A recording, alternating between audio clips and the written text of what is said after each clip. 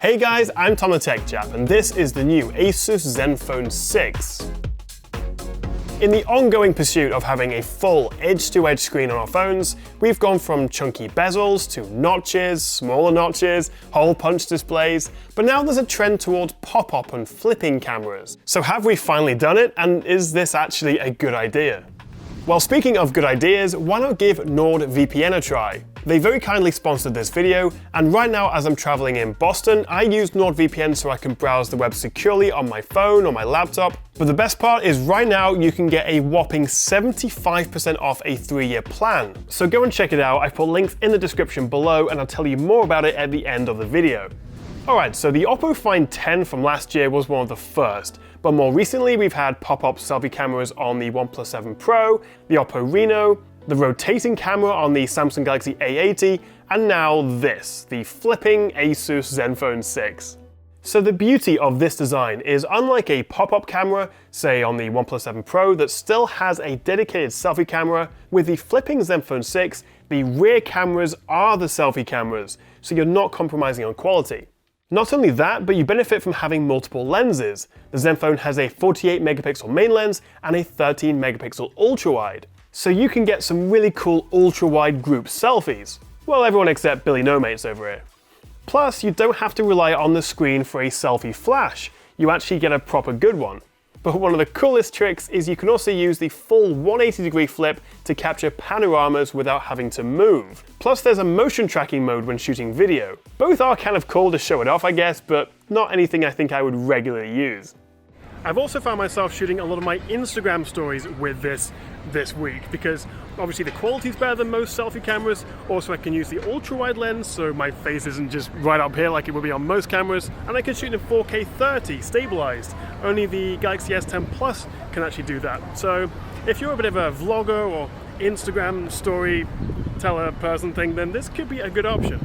The camera quality is surprisingly good actually. It does struggle a bit in lower light, and sometimes it can come out a bit blurry, but on the whole, I've been pretty impressed by it. Also, apparently, not having a front camera module frees up some space inside the phone, which according to ASUS helped them cram in a massive 5,000 mAh battery. The OnePlus 7 Pro has a 4,000 mAh cell for comparison. So battery life on this thing is insane. Getting 2 full days is easily achievable.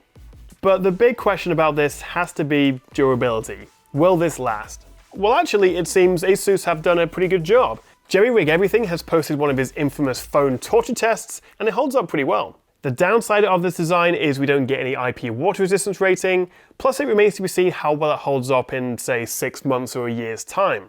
Also, that motor noise can get a little bit irritating, especially if you hear it every time you use Face Unlock or take a selfie.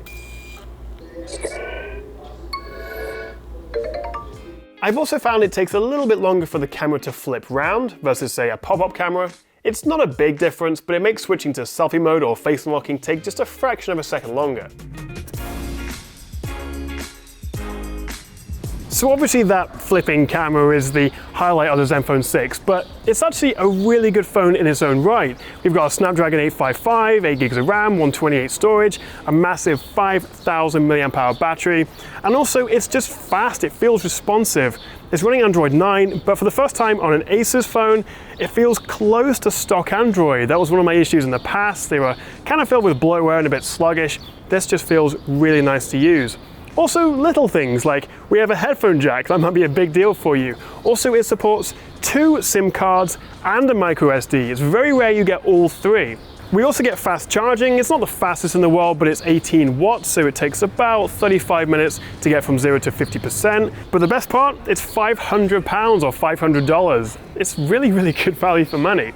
But of course, no phone is perfect, and the main downside is the fact that this has an LCD rather than AMOLED screen. It's also full HD, so you're not going to get those super inky blacks or most vibrant colors you might on a OLED or AMOLED. That's probably the biggest drawback. There's also no wireless charging, no water resistance, the speakers sound a little bit tinny, and depending on you, it's either a good thing or a bad thing, but we don't have an in-screen fingerprint reader. We have a more traditional one on the back. And well, there's some strong competition as well from the OnePlus 7 and also the Nubia Red Magic 3, which also has a high refresh screen and is actually cheaper than this.